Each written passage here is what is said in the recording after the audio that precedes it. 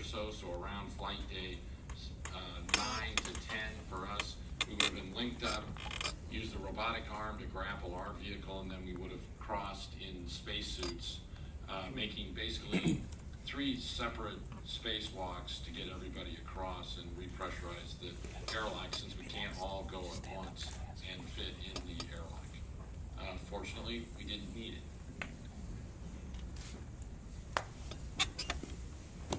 Hi, I'm Brandon Powell from Phoenix, Arizona. I originally, when I was really young, went with my father to the STS-1 landing in Edwards Air Force Base, and I just wanted to see how you guys, how inconvenienced you to land in Edwards. Well, for me, I'm from California, so I actually had family spread across the country waiting for me wherever I was going to come home. I had my husband and my parents were in Florida. I had one sister in Houston, and when she realized that we were looking like we were going to Edwards, she called up her husband, and unbeknownst to me, he loaded the kids in the car and they drove down to Edwards. So my mother says that I actually found out my nieces and nephews were going to be at Edwards, so I decided we'd land at Edwards instead. So for us, if you want to call it inconvenience of getting a couple extra days in space while they sorted that out, I guess that was the only inconvenience. But we enjoyed those days off, and we got some little bit of free time to look out the window and enjoy floating around some more, and watched a movie in space. That was fun. So really, the folks at Edwards are prepared to catch us, to take care of us, and they took great care of us. They really did, and we were on a plane home that same day. So it was no inconvenience to us, but of course the space program then has to get the orbiter home to Florida. You may have seen some of that footage. It's pretty astonishing, really, to see the orbiter loaded on top of the plane that carries it back to Florida. But for as a crew, I don't think that we were really inconvenienced. Thank you.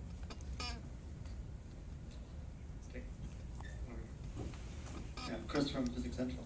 While you were out there, especially those of you VAs, did you observe any other satellites or debris in orbit?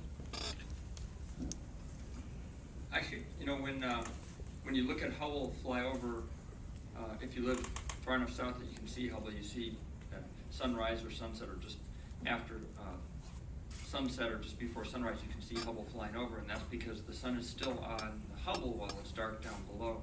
And I did observe one satellite flash that seemed to be at about our altitude, so it was very likely one of the Iridium satellites. But I saw one, I just happened to be looking out at the horizon around the Terminator, and saw something bright and then go out pretty quickly. And that's pretty common, that if you stare out the window long enough, you can see something like that. You occasionally see a shooting star, just like you do from down here. The funny thing is that you're looking down when you see those, which makes me wonder about the ones going by above us. Okay, before we take questions, we'll take one more from Ustream. All right, we have one here from Pearl Jam 743. How did you celebrate when you found out you were going to be an astronaut? That's a good question. That's a long time ago for us. Yeah, we can't remember so. I was pretty ecstatic when I found out. I was at home at the time the phone call came, and my wife knocked on. I think I was getting ready to go to work at the time, living in Atlanta. And my wife knocked on the door and said, "Hey, some guy from NASA wants to talk to you." And sure enough, that was the call saying that I was selected. And I think I was just so shocked, I didn't even know what to do. I was just really happy about it. And I think my brother came, my brother for the win that night, and we had some celebrating to do. But it was really fun. It's just fun calling up your family and your friends and telling them that you'd been selected, and everyone's happy for you. And it's really a special moment. On the word celebration, it's Eric right now from New York. Carbonated beverages. Have you guys had any experience with fizzy, alcoholic or otherwise beverages, soft drinks in space, and what they are like? Well, basically, no. We haven't been flying carbonated beverages in space because of the problems with keeping the gas in solution and having the bubbles. I will say, we have drinks in a drink bag, you drink them, and one of the most dangerous things to do in space actually is the burp reflex, because here on the ground, gravity keeps the liquid at the bottom and lets the gas go to the top. In space, sometimes you just have to watch watch out. Somebody way in the back in the center. Oh, I'm sorry.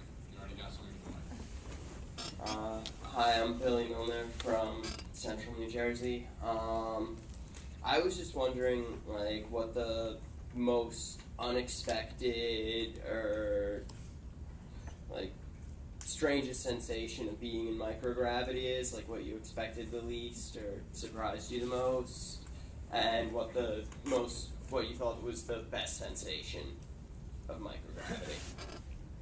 Well, let's see. I think I will say that floating in space was a lot more fun than I expected.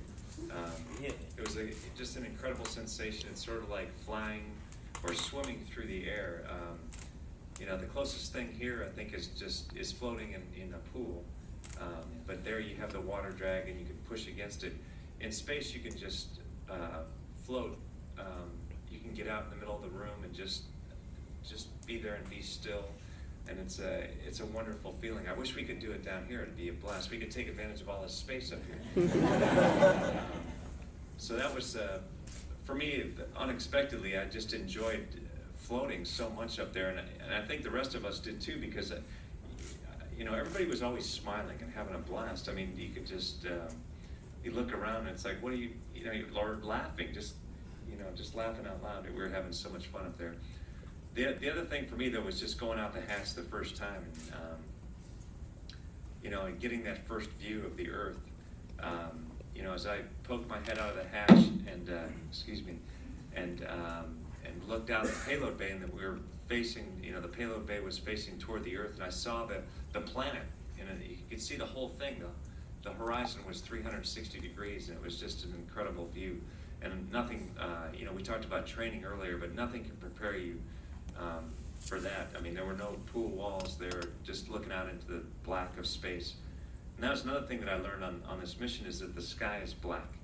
You know, Megan talked about it. This, you know, the blue part, when you go outside and you see the horizon, and you know, it's blue above that. You know, that's just this tiny little, you know, ribbon across that's the atmosphere, and the rest of it is black. So the sky is black. This is what I learned.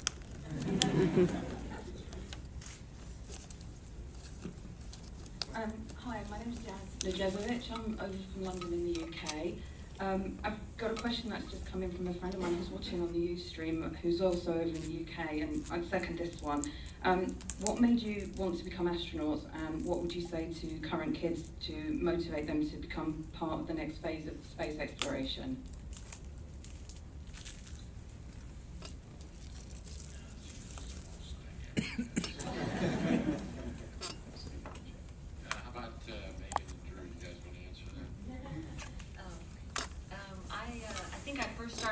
Think about being an astronaut when I was a teenager in high school. I actually missed the moon landing, so a lot of times you'll hear folks say, well, the moon landings really inspired them. I actually wasn't born yet.